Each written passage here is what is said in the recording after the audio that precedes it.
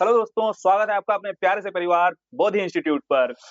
देखो, आज हम लोग खत्म करने जा रहे हैं पेपर 1 को। पेपर 1 में history complete, society complete, geography complete हो चुकी है, वर्ल्ड हिस्ट्री भी कंप्लीट ही हो चुकी थी। बस एक वीडियो बचा हुआ है, वो हम लोग आज कंप्लीट कर लेंगे। और विश्व इतिहास क्या है भैया आज का टॉपिक? द्वितीय विश्व युद्ध। यानी कि आज हम लोग वैश्विक स्तर पर दूसरी लड़ाई करवाएंगे, और दूसरी लड़ाई कैसे वैश्विक स्तर पर शीत युद्ध में बदल जाती है और अंततः कब शीत युद्ध समाप्त होता है, पूरी कहानी समझ लेंगे।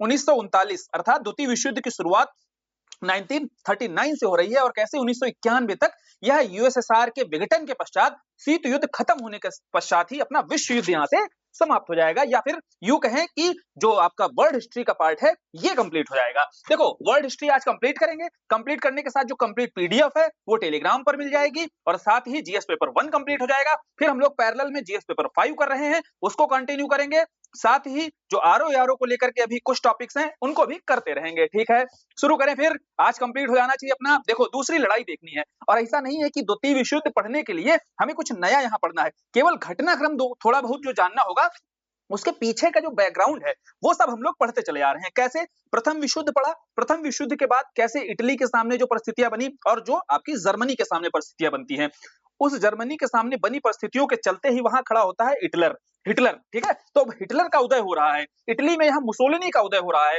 और इनकी तानाशाही या फिर इनकी अराजक नीतियों के चलते दोबारा से दो धुरी में बट जाएगा विश्व। एक आपका मित्र राष्ट्र कहलाएगा, एक आपका ध्रुवी राष्ट्र कहलाएगा। और जैसे प्रथम विश्व युद्ध के पहले पृष्ठभूमि बनी थी, वैसे ही द्वितीय विश्व युद्ध के पहले यह पृष्ठभूमि तैयार हो जाएगी। अब पूरी कहानी जानते हैं एक एक करके। जैसे अगर सेकेंड वर्ल्ड वॉर से कभी भी आपसे क्वेश्चन पूछा जाएगा, क्योंकि हमें जरूरी है एग्जाम में कैसे क्वेश्चन बनेगा यहाँ से, तो यहां पर जो प्रश्न पूछा जाएगा तो सीधा कारणों पर आएगा। एक क्राइटेरिया है यहां से पूछे जाने का कि दूसरे विश्व युद्ध का कारण क्या था।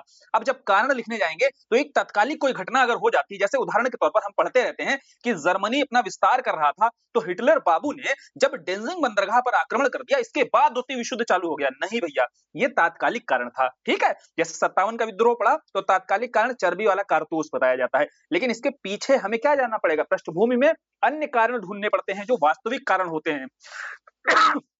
वहां जैसे हमें ब्रिटिश की नीतियां वास्तविक कारण नजर आती है ना, ऐसे यहाँ पीछे के घटनाक्रम वास्तविक कारण नजर आएंगे। अब जब यहाँ हम लोग वास्तविक कारण ढूंढने जाएंगे, तो जब पेरिस शांति सम्मेलन में बैठ रहे थे, वुडरो विल्सन साहब कह रहे थे कि मान जाओ भैया, ये जो 14 सूत्री फार्मूले हैं आप इनको लागू करो, तभी आगे जो है दोबारा ऐसा कोई युद्ध नहीं होगा। लेकिन वहां फ्रांस ने नहीं मानी, वर्साई की संधि हुई। इटली भैया को जो ब्रिटेन भैया लेकर आए थे कि आ जाओ लंदन में संधि की, कि आ जाओ तुमको एड्रियाटिक सी चाहिए, हम तुमको दे देंगे एड्रियाटिक सी। लेकिन जब भैया यहाँ पर पेरिस शांति सम्मेलन हुआ तो मिला क्या? गुनगुना। और गुनगुना मिला तो वो भागे तुरंत वहां से उठ करके, है ना। ऑरलैंडो साहब क्या हुए थे? भाग आए थे यहाँ पर। और यहाँ भागने के बाद फिर इटली में जनता को राष्ट्रीय गौरव की प्राप्ति के लिए मुसोलिनी का उदय हो जाता है। जर्मनी पर वर्साई की जब संधि होती है तो यहाँ पर भैया उसके राष्ट्रीय गौरव को धूमिल किया जाएगा। वाइमर गणराज्य की स्थापना होगी, सम्मान दिलाने की कोशिश की जाएगी वापस, लेकिन नहीं हो पाएगा। 1929-30 की मंदी आ जाती है। इसके बाद फिर हिटलर का उदय होता है। तो ये भैया कारण पीछे खोजने पड़ेंगे। अब इन्हीं कारणों को कैसे हमें कॉपी पर लिखना है, एक एक करके आ जाओ समझते हैं कि पहले द्वितीय विश्व युद्ध में हुआ क्या था। देखो, जैसे प्रथम विश्व युद्ध देखा था हम लोगों ने, वैसे यहाँ पर भी एक धुरी राष्ट्र था, एक था मित्र राष्ट्र। इन्हें बोला गया मित्र राष्ट्रों को। एलाइज जो कंट्री थे और एक्सिस कंट्री वो थे जो धुरी राष्ट्र थे। तो भैया जो मित्र राष्ट्र वाला ये गुट कौन सा था? बोले इसमें था ब्रिटेन, फ्रांस, और इसमें ही आगे आपका मित्र राष्ट्रों में यूएसए और यूएसएसआर। यहाँ ध्यान से समझते चलना, यूएसए और यूएसएसआर दोनों एक ही गुट में शामिल थे। फिर आगे ऐसा होता है कि जब विश्व युद्ध खत्म होगा दूसरा, उसके बाद भैया पूरी दुनिया जो है दो ध्रुवों में बट जाएगी। एक है यूएसए वाली यानी कि पूंजीवादी वाली, और एक यूएसएसआर वाली यानी कि साम्यवादी वाली। ठीक है, अभी तक जो लड़ाई हो रही है, दूसरा जो युद्ध हो रहा है, उसमें दोनों एक ही गुट से लड़ेंगे। अभी देखेंगे कैसे लड़ेंगे। दूसरी बात रही, जैसे प्रथम विश्व युद्ध में अमेरिका देरी से शामिल होता है, और वैसे ही यहाँ द्वितीय विश्व युद्ध में भी अमेरिका लेट ही आता है 1941 में, और युद्ध तो शुरू हो गया था 1939 में, जब हिटलर भैया आक्रमण कर देते हैं पोलैंड पर। ठीक है, समझ में आया। तो ये एक जो समूह बन रहा था, ये गुट बन रहा था, ब्रिटेन, फ्रांस, यूएसए और यूएसएसआर का, ये मित्र राष्ट्रों का समूह था। फिर भैया धुरी राष्ट्र में कौन था? बोले धुरी राष्ट्र में एक तो जर्मनी, मुसोलिनी भैया, दोनों भाई, दोनों तबाही वाला तो था ही। एक और राष्ट्र था जापान, जिसको हम देखेंगे भी, एक छोटा सा राष्ट्र है जो रूस को भी पराजित कर देगा जब वो मंचूरिया पर आक्रमण, मंचूरियन वाला ही मंचूरिया, ठीक है, तो मंचूरिया पर आक्रमण करेगा। तो बोले ये तीनों जो ताकतें थी, जो फाशीवादी ताकत से अपना विस्तार कर रही थी, तो इनका एक गुट बन जाएगा, जिसे बर्लिन, रोम टोक्यो, है ना, ये एक्सिस भी बोला गया। बोले यही धुरी राष्ट्रों का एक समूह बन जाएगा। तो ये दो गुट आमने सामने खड़े थे। तो इस आधार पर हमारे द्वितीय विश्व युद्ध की जो शुरुआत होती है वो इस तरीके से गुटों में बटी हुई थी। आओ एक एक करके अब जानते हैं, कहानी सुनते चलेंगे, क्योंकि बैकग्राउंड में चीजें जब पढ़ रखी हैं पीछे, पूरे लेक्चर अगर कंप्लीट कर लिए होंगे जो वर्ल्ड हिस्ट्री के हैं, तो आज वाली कहानी बहुत आसान लगेगी, क्योंकि सब कुछ पीछे जो हमने पढ़ लिया है वो यहाँ रिलेट करेगा आज। ठीक है, जैसे भैया दूसरा युद्ध शुरू हुआ, दूसरा विश्व युद्ध शुरू हुआ, इसके पीछे कहानी क्या थी? सबसे पहला कारण नजर आता है पेरिस शांति सम्मेलन में जो निर्णय लिए गए भैया, और उन निर्णयों में था एक वर्साई की अपमानजनक संधि। तो वो जो वर्साई की अपमानजनक संधि थोपी गई जर्मनी के ऊपर, तो क्या जर्मनी की जनता दोबारा नहीं खड़ी होगी, है ना, दोबारा से खड़ी होगी, उठ खड़ी होगी और एक मसीहा ढूंढेगी। और उसने मसीहा ढूंढा हिटलर के रूप में, और हिटलर क्या करेगा? बोलेगा रुको तुम्हारा गौरव वापस दिलाएंगे। उसमें क्या होगा? विस्तार करेगा, विस्तार के लिए युद्ध लड़ेगा, और युद्ध लड़ेगा, संघर्ष होगा, द्वितीय विश्व युद्ध सामने आ जाएगा। ठीक है, तो पहला कारण हमें नजर आया पेरिस शांति सम्मेलन में बैठ करके जो जर्मनी के साथ किया गया। फिर पेरिस शांति सम्मेलन में इटली के साथ भी तो यही किया गया। इटली को बोला गया तुमको हम एड्रियाटिक सी देंगे।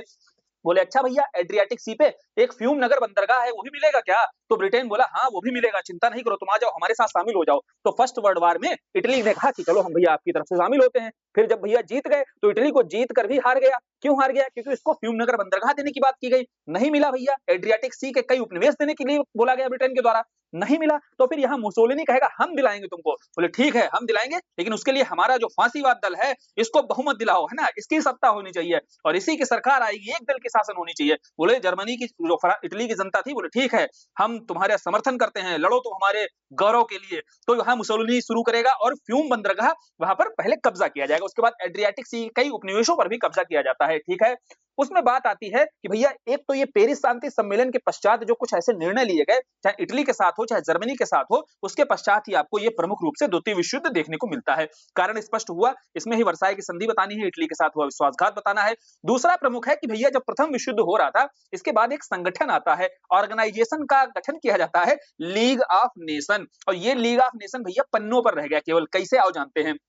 एक तो लीग ऑफ नेशन के तहत जो प्रोविजन किए गए, उस प्रोविजन में एक था निशस्त्रीकरण। निशस्त्रीकरण जानते हैं क्या था? निशस्त्रीकरण था कि कोई भी आगे शस्त्रों का निर्माण नहीं करेगा। कोई भी कंट्री अगर अंतरराष्ट्रीय स्तर पर शांति व्यवस्था स्थापित करनी है तो निशस्त्र कर रहना पड़ेगा सभी राष्ट्रों को। यानी कि जर्मनी जो पराजित राष्ट्र जैसे ऑस्ट्रिया, ठीक है, सेंट जर्मन की संधि हुई, जर्मनी जिसके साथ वर्साई की संधि हुई, इन सबसे बोल दिया गया भैया निशस्त्रीकरण अनिवार्य है। अब एक बात बताओ, हम हाथ में AK-47 लिए हो और हम आपसे कहें कि भैया देखो ये बंदूक बहुत गलत चीज है, ठीक है, इसको कहीं भी किसी देश में ये बंदूक नहीं होनी चाहिए, और हमारे हाथ में खुद बंदूक है। तो वही हाल है कि जो जीते हुए राष्ट्र थे यानी कि विजेता राष्ट्र थे, वो क्या कहेंगे? बोलेंगे भैया हम सेना रखेंगे, बंदूक रखेंगे, तुम लोग कोई नहीं रखोगे, तुम लोग निशस्त्र रहोगे। तो मूड खराब हो जाएगा कि नहीं हो जाएगा? हो गया मूड खराब, जनता का भी मूड खराब हो गया, जिसके चलते सैन्य आधार मिलता है, यानी कि सैन्यीकरण किया जाएगा। चाहे हिटलर हो चाहे मुसोलिनी हो, अपनी सेना को मजबूत करने का कार्य करेंगे यहाँ से। ठीक है, तो ये लीग ऑफ नेशन के तहत कुछ निर्णय लिए गए, वो दिखाते हैं कि भैया कितने खराब निर्णय थे, जिसके चलते द्वितीय विश्व युद्ध के का बीज पड़ रहा था। ठीक, समझते चलना एक एक करके। उसके बाद लीग ऑफ नेशन में एक और दिक्कत थी। क्या दिक्कत थी? कि इसके जो सदस्य बनाए गए थे ना, वो जीते हुए राष्ट्र बनाए गए थे, बोले मित्र राष्ट्र थे। उसमें जर्मनी को यहाँ पर सदस्य नहीं बनाया गया था। फिर जर्मनी में आगे जब भैया वाइमर गणराज्य आता है तो उसको संतुष्ट करने के लिए फिर वाइमर गणराज्य को इसका सदस्य बनाया जाता है आगे चल करके। ठीक है, तो ये एक बहुत बड़ा लूप होल था। तीसरी बात करते हैं भैया तुष्टीकरण की नीति। अब ये क्या होती है? अपीजमेंट पॉलिसी क्या होती है? तुष्टीकरण नीति अभी समझ में आएगा, आराम से समझ में आएगा, और लीग ऑफ नेशन के माध्यम से ही समझ सकते हो कि एक संगठन बना था जो किसी तरीके का कोई भी आगे वैश्विक स्तर पर संघर्ष होता है उसको समाप्त करने के लिए ये राष्ट्र कोशिश करेंगे दोबारा आमने सामने ना खड़े हो। लेकिन ये कर क्या रहे थे? बोले ये तो अपीजमेंट कर रहे थे, तुष्टीकरण की नीति अपना रहे थे। और तुष्टीकरण कहां कहां दिखता है याद करो। अब हमारा होगा रिवीजन, पीछे जो हम लोगों ने फांसीवाद नाजीवाद किया है ना, देखो कैसे भी रिवाइज होगा। जब भैया फांसीवाद हम देख रहे थे इटली में, तो मुसोलिनी ने क्या किया? फ्यूम बंदरगाह पर जब कब्जा किया, उसके बाद और एड्रियाटिक सी के कई क्षेत्र थे जिनको हथियाया। फिर हिटलर भैया का ऐसे उदय होता है 1933 में। तो जब हिटलर भैया का उदय हो रहा था तो हिटलर ने क्या किया था याद करो? चेक गणराज्य पर अटैक कर दिया। अब बोले चेक गणराज्य ने ब्रिटेन से बुलाया भैया चैम्बरलिन महोदय को, बोले आओ भैया बैठो, देखो यार क्या कर रहे हैं हिटलर भैया, हमारे क्षेत्र को अपने अधिकार में ले रहे हैं। तो चैम्बरलिन भैया ने क्या कहा? बोले चैम्बरलिन ब्रिटेन के प्रधानमंत्री साहब, इन्होंने कहा देखो समझो, जहां पर भी जर्मन 50% से ज्यादा है वो क्षेत्र उनको दे दो।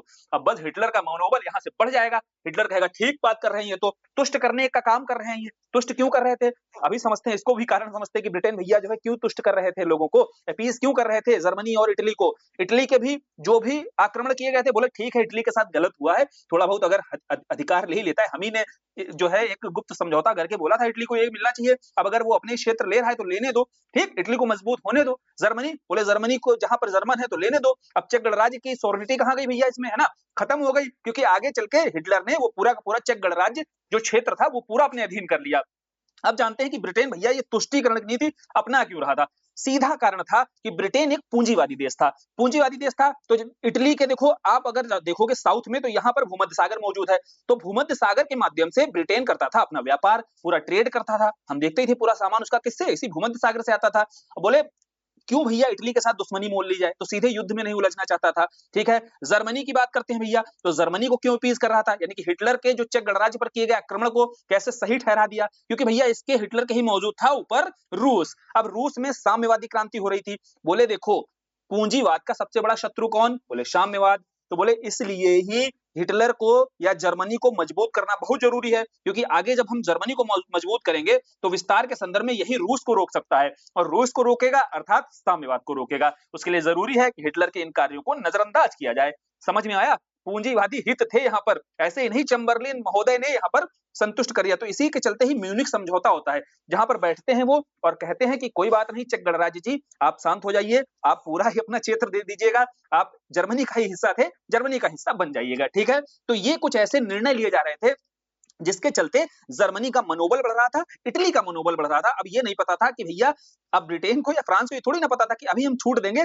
आगे ये हमारे लिए खतरा बन सकते हैं। ठीक, अभी देखो कैसे धीरे धीरे खतरा बनेंगे, अभी हम कारणों पर आ रहे हैं, शांति से एकदम कारण समझते चलना है, एक एक करके आराम से स्पष्ट हो जाएगा। पीछे की कहानी है बस यहाँ कनेक्ट करनी है, वही कारणों का काम करेगी। ठीक है, द्वितीय विश्व युद्ध के लिए। फिर इसके बाद में 1929-30 में हमने देखी ये घटना हुई वैश्विक आर्थिक मंदी की, तो जर्मनी में वाइमर गणराज्य आता है, हम देखते हैं कोशिश की जा रही होती है कि युद्ध के पश्चात जो आर्थिक क्षति हुई थी, इतने बड़ी मात्रा में ऋण लिया गया था या जो आरोपित कर दिया गया था हर्जाना, तो इनकी भरपाई नहीं हो पा रही थी, जनता परेशान थी, बेरोजगारी बढ़ रही थी, कि एकाएक एक घटना हो जाती वैश्विक आर्थिक मंदी की।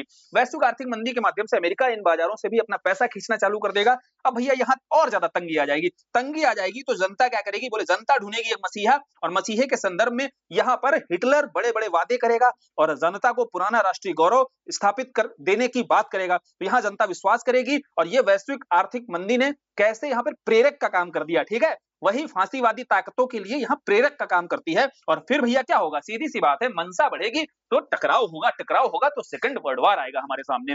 फिर साम्राज्यवादी और उग्र राष्ट्रवाद जो बढ़ रहा था, उग्र राष्ट्रवाद के रूप में हमारे पास एग्जाम्पल है, एक तो फांसीवाद और दूसरा नाजीवाद। ठीक है, या फिर जो जापान के द्वारा आक्रमण किया जा रहा था एक बड़े भूभाग पर, जापान में भी एक बड़े भूभाग पर क्या कर लिया गया था, शासन कर लिया गया था। ठीक, समझे बात को।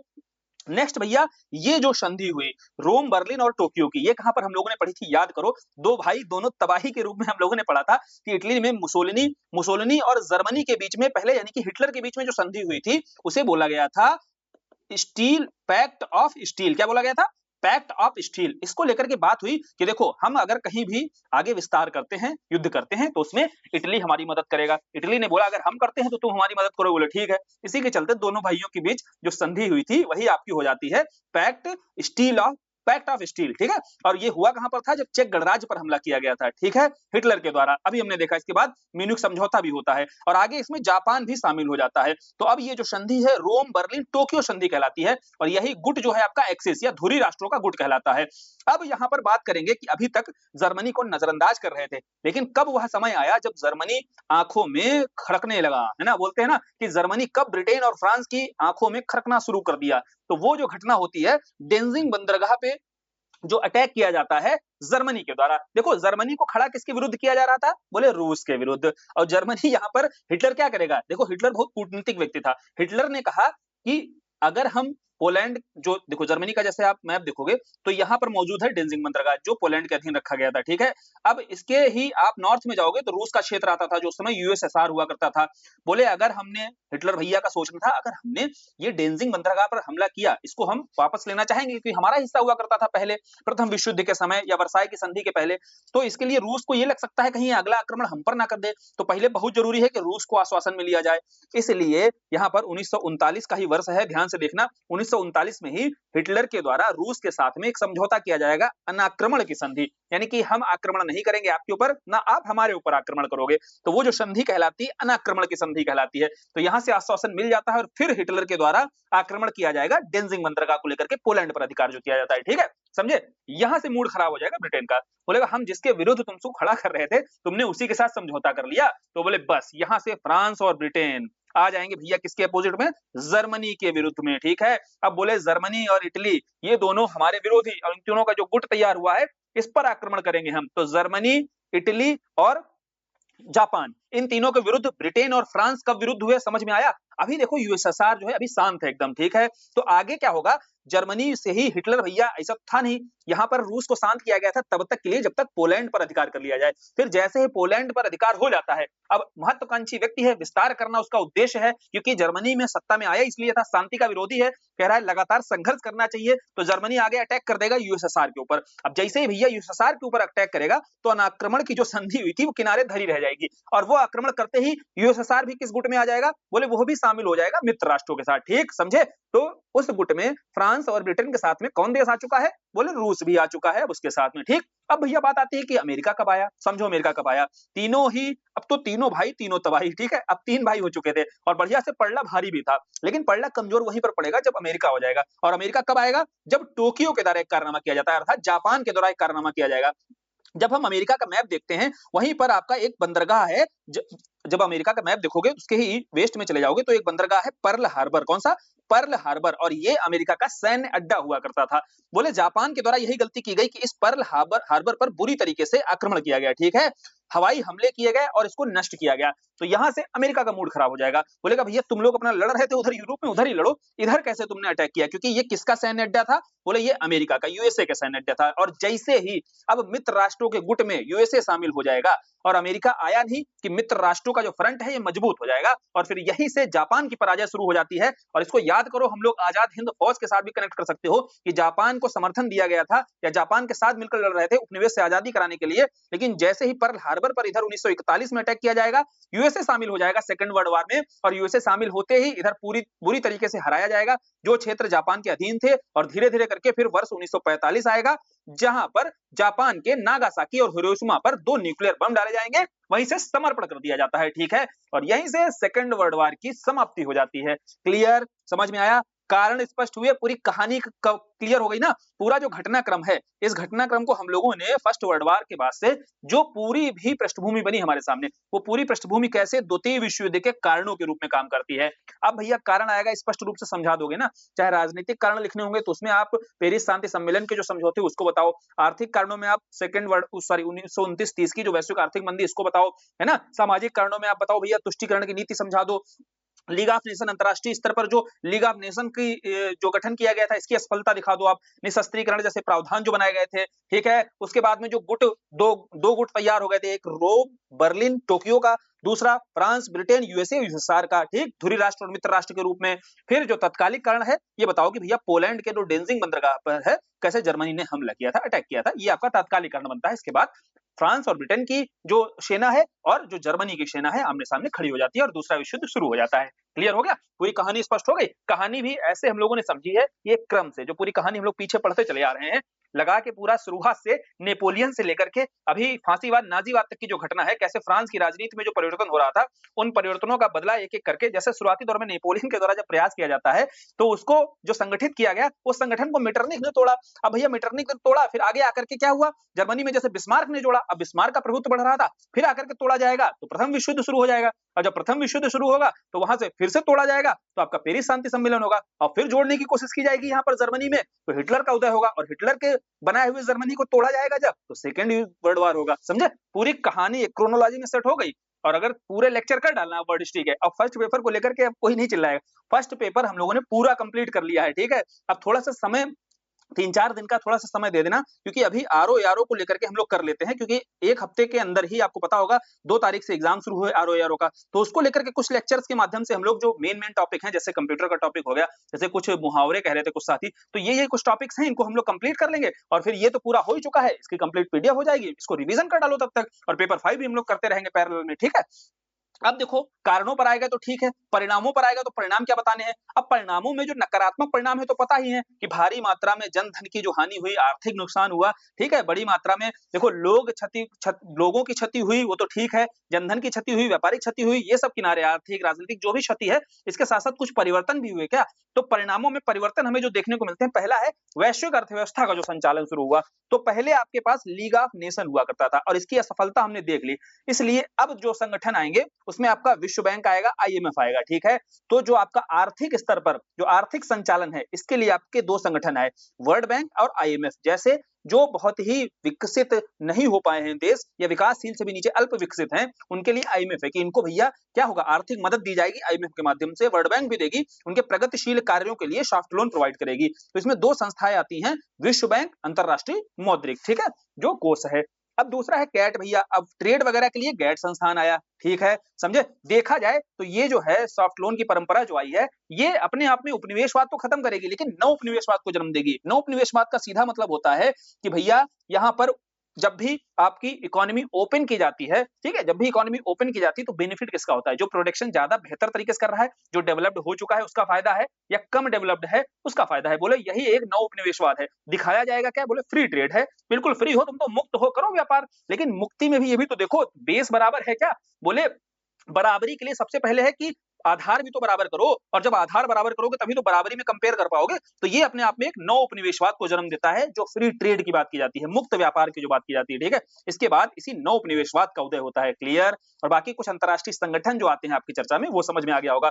फिर संयुक्त राष्ट्र का गठन हुआ, लीग ऑफ नेशन बताया खत्म हो गया, अब अंतरराष्ट्रीय शांति के लिए आपका संयुक्त राष्ट्र यूएन का गठन किया गया। आज भी यूएन की खूब चर्चा होती है, और अभी के समय जो छुटपुट युद्ध हो रहे हैं, इसको लेकर यूएन के अस्तित्व पर सवाल भी उठाए जाते हैं, लेकिन फिर भी अभी कोई ऐसा युद्ध नहीं हुआ जो फर्स्ट वर्ल्ड वार या सेकंड वर्ल्ड वार जैसा हो। तो इसमें यूएन की भूमिका को समझा जा सकता है कि 1945 के बाद अभी भी संयुक्त राष्ट्र की जो महत्व है वो अभी तक अस्तित्व बना हुआ है, ठीक है। फिर यूरोप का वर्चस्व, देखो वैश्विक स्तर पर अभी तक यूरोप का वर्चस्व बना हुआ था, ठीक, समझे बात को। क्यों, क्योंकि भैया इसके पास कॉलोनी थी ज्यादातर, और इसका वर्चस्व अपने आप में अभी तक बना रहा था। लेकिन जैसे ही द्वितीय विश्व युद्ध खत्म होता है तो यूरोप कमजोर हो जाता है, इसका वर्चस्व खत्म होगा, और वैश्विक धुरी में दो नए राष्ट्र, अब दो धुरी बन जाएंगे। और दो धुरी कौन सी, एक पूंजीवादी धुरी, और पूंजीवादी धुरी को अब लीड करेगा यूएसए, अमेरिका, और जो साम्यवादी धुरी है इसको लीड करेगा यूएसएसआर, ठीक। तो बोलो भैया दो धुरी बन गई, यहीं से उदय हो जाएगा शीत युद्ध का। क्यों, और कुछ ऐसे घटनाक्रम भी अभी होंगे जो इस शीत युद्ध को और बढ़ावा देंगे। और शीत युद्ध होता क्या है, यही लगे हाँ समझ लो, कोल्ड वार, मतलब कन्वेंशनल कोई वार नहीं हुआ, जैसे यहाँ सेनाएं लड़ रही थी, ठीक, लोग मर रहे थे, ठीक, यहाँ पर कोई भी कन्वेंशनल युद्ध नहीं हो रहा है।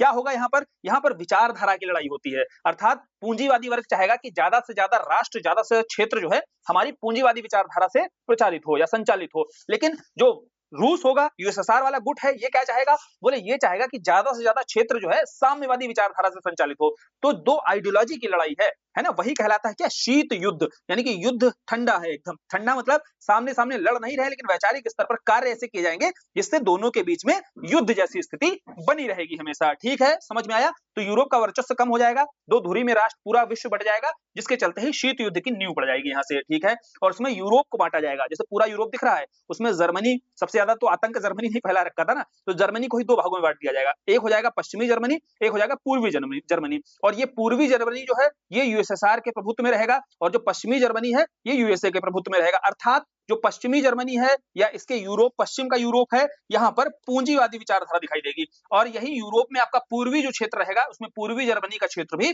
यहाँ पर आपको साम्यवादी विचारधारा दिखाई देगी। तो देख लो भैया, बढ़ चुका है दो धाराओं में, दो विचारधाराओं में। यही आपका शीत युद्ध का परिणाम है, या द्वितीय विश्व युद्ध के परिणाम स्वरूप जब शीत युद्ध शुरू होता है तो वहां पर इस तरीके से स्थितियां बन जाती हैं, ठीक है।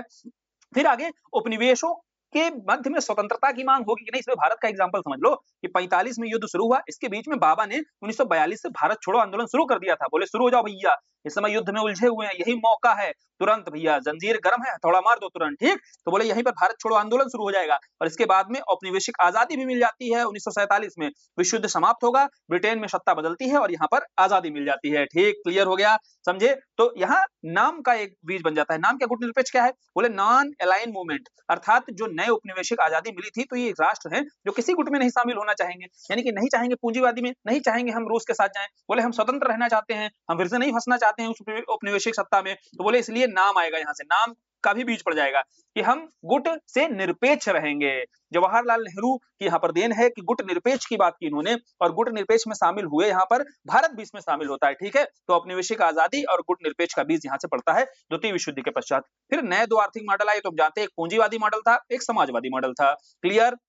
अब देखते हैं भैया, ये तो हो गए द्वितीय विश्व युद्ध के परिणाम, सेकंड वर्ल्ड वॉर के परिणाम समझ में आ गए। वैश्विक स्तर पर, राजनीतिक स्तर पर परिणाम देखे, आर्थिक स्तर पर देखे, अंतरराष्ट्रीय स्तर पर संगठन देखे, यूरोप को लेकर स्थिति क्या रही, उपनिवेशों को लेकर के क्या स्थिति रही। बोले हाँ ठीक है, स्वतंत्रता की मांग तीव्र ही हो जाएगी क्योंकि जिसके हम उपनिवेश थे वो खुद कमजोर हो चुका है। दो नए आर्थिक मॉडल दिखाई देंगे, पूरा विश्व जो है दो धुरी में बट चुका था। ठीक है, द्वितीय विश्व युद्ध समाप्त होने के बाद याद रखना, पहले दो गुट बने हुए थे, लड़ाई हुई, लड़ाई झगड़ा खत्म हुआ, खत्म होने के बाद दो भाई निकले जो बहुत ताकतवर थे, एक यूएसए एक यूएसएसआर। तो बोले एक भाई कह रहा था पूंजीवादी तरीके से शासन करो हर राष्ट्र में, ठीक, एक भाई कह रहा था साम्यवादी तरीके से। और क्या पूंजीवाद है क्या साम्यवाद है, ये तो हम लोग पीछे कई बार पढ़ चुके हैं। ठीक है, रूस की क्रांति ही समझ चुके हैं, पूरा साम्यवाद पर जो आधारित थी।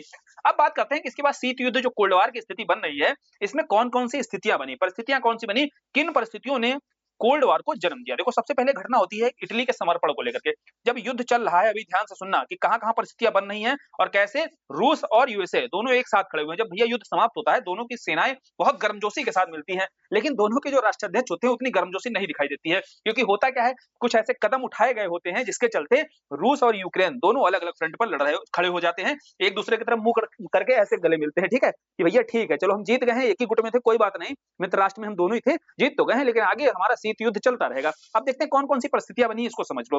पहली देखो 1943 की परिस्थिति थी, जब इटली के समर्पण पर ब्रिटेन और यूएसए के द्वारा रूस को विश्वास में ही नहीं लिया जाता है। अर्थात हम तुम्हारे ही गुट में हैं भैया, ब्रिटेन भैया, यूएसए भैया, लेकिन तो हमसे पूछ ही रहे नहीं रहे हो इटली के समर्पण को लेकर के, तो रूस को बुरा लगेगा कि नहीं लगेगा? बिल्कुल। तो यहां से देखो रूस को बुरा लगा। ठीक, कहानी समझते हैं, एक एक घटनाक्रम देखते हैं कि कैसे कैसे इसकी परिस्थितियां बन रही हैं। दूसरी बात है कि जर्मनी आक्रमण पर रूस के द्वारा जब दूसरा मोर्चा खोला गया, तो उसके द्वारा आह्वान किया गया कि भैया एक दूसरा मोर्चा खोल लेना चाहिए दूसरे सिरे से, तो उसकी जो मांग थी रूस की, उसको नजरअंदाज कर दिया गया, क्योंकि अंदर से तो भरे ही बैठे हैं इतने समय से पूंजीवाद वर्सेस साम्यवाद। तो पूंजीवादी जो राष्ट्र थे वो भीतर ही भीतर तो सामने से भले दिखा रहे थे कि नहीं नहीं हम तुम्हारे मित्र हैं, तुम्हारे मित्र राष्ट्र में हो, लेकिन भीतर भीतर तो भरे हुए थे। इसके चलते रूस की मांगों को नजरअंदाज किया गया और इटली के समर्पण को लेकर के रूस को कोई वैल्यू नहीं दी गई। ठीक है, स्टालिन के द्वारा जो पूर्वी यूरोप को नियंत्रित किया जाएगा, तो यहाँ से पूंजीवादियों का मूड खराब हो जाएगा। उसके बाद में याल्टा सम्मेलन होता है। देखो भैया, याल्टा सम्मेलन में कौन कौन बैठता है, ध्यान से देखो। रूस की तरफ से स्टालिन महोदय आते हैं, ब्रिटेन की तरफ से चर्चिल महोदय आते हैं और अमेरिका की तरफ से रूजवेल्ट साहब आते हैं। तो ये बैठेंगे आराम से, बात करेंगे, कहेंगे देखो जो रूस है वो पूर्वी यूरोप में चुनाव कराए। क्या बोलेंगे?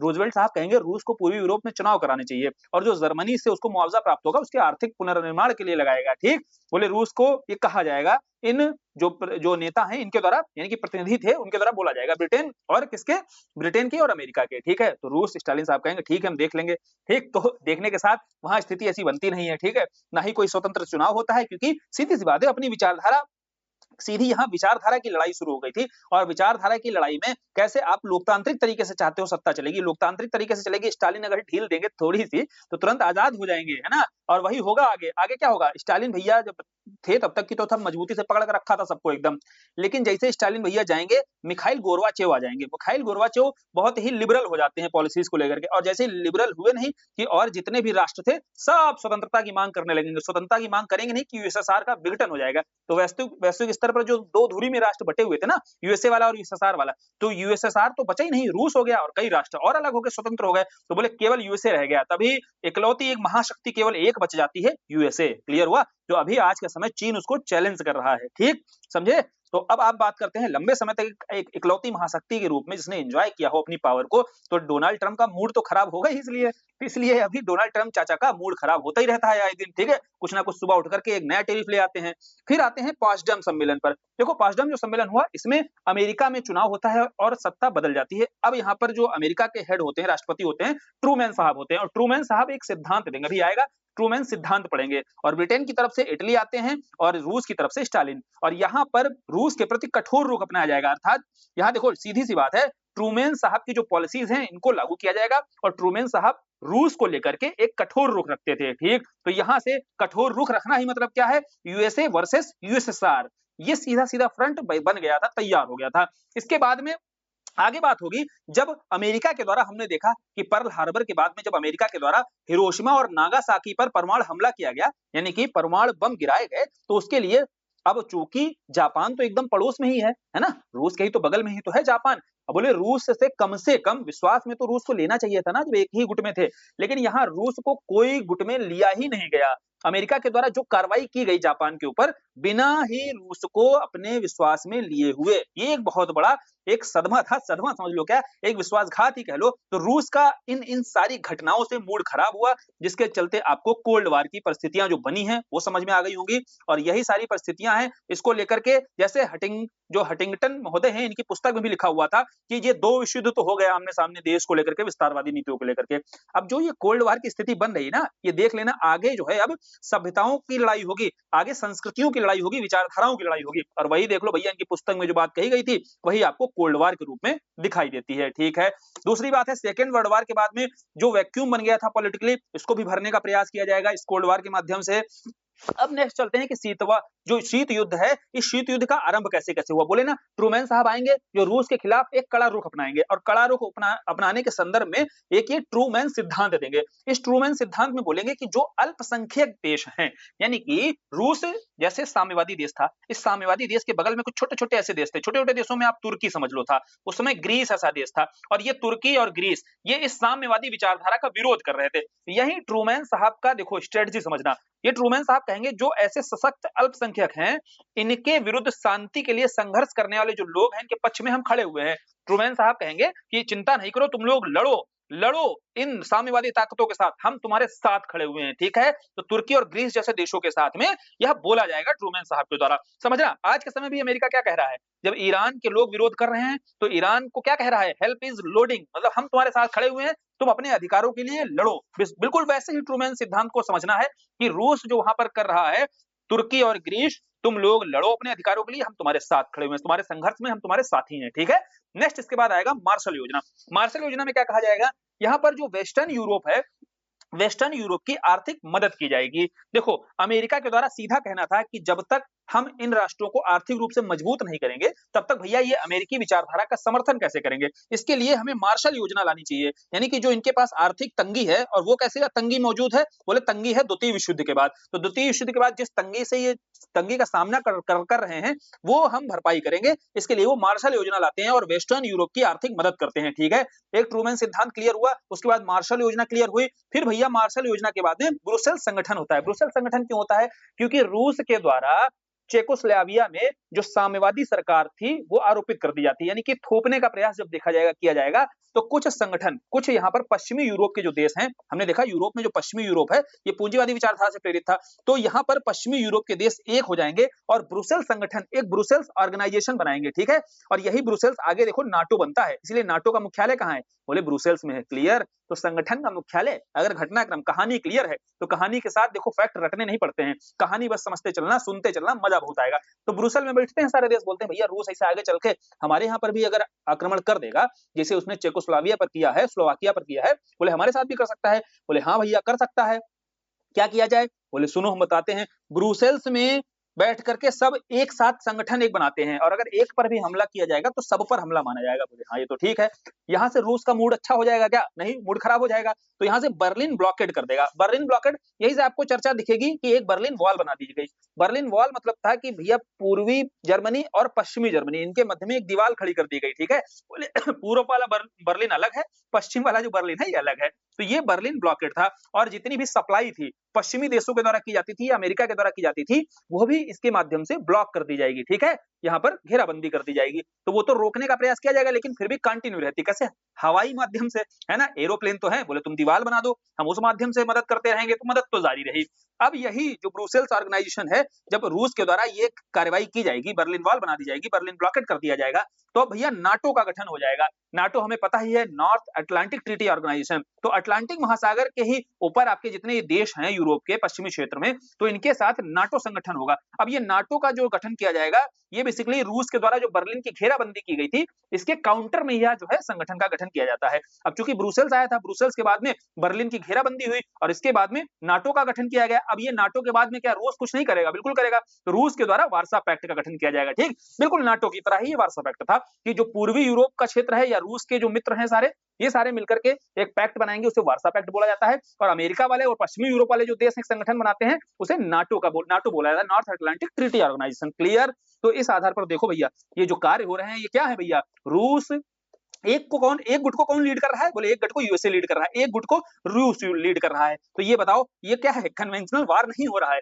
लेकिन ये गुटबाजी जो शुरू हो रही है ये कोल्ड वार चल रहा है अपने आप में, ठीक? कभी भी युद्ध नहीं हुआ, इसीलिए इसको कोल्ड वार कहा जाता है। क्लियर? समझ में आया? घटनाक्रम पूरा क्लियर हो गया? अब ये चल रहा था 55 तक की घटना है, इसके बाद फिर क्या और शांत रहेंगे? नहीं शांत रहेंगे।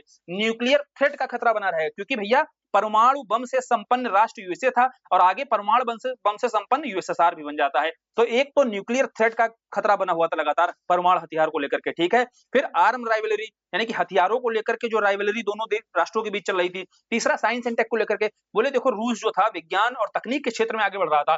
जो सर्वप्रथम उसने जो अपना सैटेलाइट भेजा स्पुतनिक हम देखते हैं, तो अमेरिका कहेगा भैया हम भी पीछे नहीं रहेंगे, तो यहाँ से अमेरिका भी स्पेस सेक्टर में या साइंस एंड टेक के सेक्टर में आगे बढ़ेगा, ठीक? समझे? अपना बजट बढ़ा देगा। तो बोले यहाँ पर रूस और अमेरिका दोनों आमने सामने खड़े हो जाएंगे। तो यूएसएसआर की राइवलरी पूरा चाहे न्यूक्लियर थ्रेट हो, आर्म राइवलरी हो, साइंस एंड टेक हो, इन सभी क्षेत्रों में चल ही रही थी। दोनों आमने सामने खड़े थे और दोनों वैश्विक स्तर पर दो मजबूत धुरी के रूप में कोल्ड वार में एक दूसरे के समक्ष खड़े हुए थे। ये तो हो गई पूरी कहानी कोल्ड वार की। कोल्ड वार खत्म कैसे होता है? देखो कोल्ड वार खत्म होने की कहानी स्टालिन महोदय रहे तब तक तो ठीक है, बढ़िया फ्रंट पे दोनों मजबूत एकदम बराबरी पर खड़े हुए थे, दिखाई दे रहे थे। लेकिन जैसे ही मिखाइल गोरबाचेव की गवर्नमेंट आएगी, इन्होंने रूल्स को लिबरल किया और लिबरल करते ही यूएसएसआर का विघटन हो जाएगा। कई सारे राष्ट्र थे जो पहले रूस की विचारधारा से प्रेरित थे, ठीक है, रूस यूएसएसआर के अधीन आते थे, वो सब अपने आप को स्वतंत्र घोषित कर देंगे और जैसे ही आजाद हो जाएंगे। और ये घटना है विघटन कब होता है? 1991 में। अब भैया यूएसए को तो कुछ करना नहीं पड़ा, युद्ध तो लड़ना ही नहीं पड़ा, ये सब भले ही हो रहा था, लेकिन यूएसए जो है बिना युद्ध लड़े ही जीत गया, क्योंकि 1991 में जैसे ही यूएसएसआर का विघटन होगा, बोले जो साम्यवादी विचारधारा है ये कमजोर हो जाएगी, कई जगहों पर पूंजीवादी विचारधारा खुद आ जाएगी और जो अमेरिका को समर्थन दे रही होगी, ठीक है, समझे बात को? तो इस आधार पर जो कोल्ड वार है इसका एंड हो जाएगा और कोल्ड वार एंड होने के साथ हमारी जो वर्ल्ड हिस्ट्री है इसका भी एंड हो जाएगा, ठीक है? तो इसी आधार हमने क्या किया, अब विश्व इतिहास पूरा कंप्लीट कर लिया जो हमारे सिलेबस में दिया हुआ है। और आज का जो टॉपिक था अपना सेकंड वर्ल्ड वार था, इसके कारण पहले हमने समझ लिए, कारण सब छुपे हुए थे पीछे, तत्काल कारण के साथ पूरा घटनाक्रम समझा, फिर हमने परिणाम देखे, परिणामों में क्या क्या बदलाव आया, ठीक है?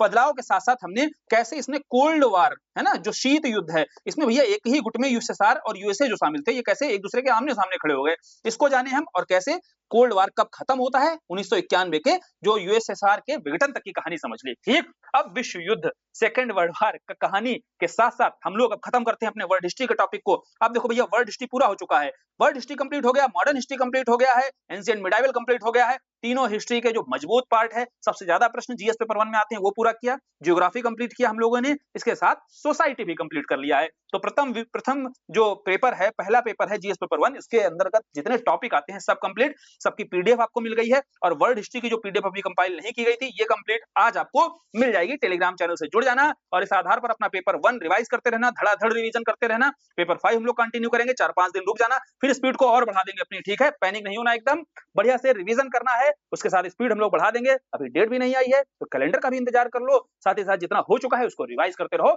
और बताइए भैया लेक्चर कैसा लगा, वर्ल्ड हिस्ट्री को लेकर मजा आया, जीएस पेपर 1 को लेकर के मजा आया कि नहीं आया, एक लंबी जर्नी जो रही? तो आप लोग अपना कमेंट सेक्शन में अपना एक्सपीरियंस जैसा भी रहा, बुरा रहा, अच्छा रहा, भला रहा, जो भी रहा, शेयर जरूर किया कीजिए। धन्यवाद।